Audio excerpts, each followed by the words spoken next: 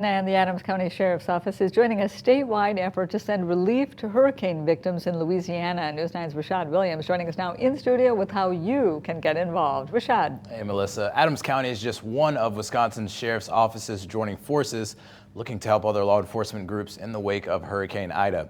Now, it's called the Sheriff's Adopting Sheriffs program, designed to help sheriff's employees and their families in Louisiana. The focus is specifically on those employees who leave their families during times of major emergencies, like Hurricane Ida, having to go to work to help others. Now, as part of the efforts, Wisconsin residents are encouraged to donate any way they can by bringing the funds to your local sheriff's office.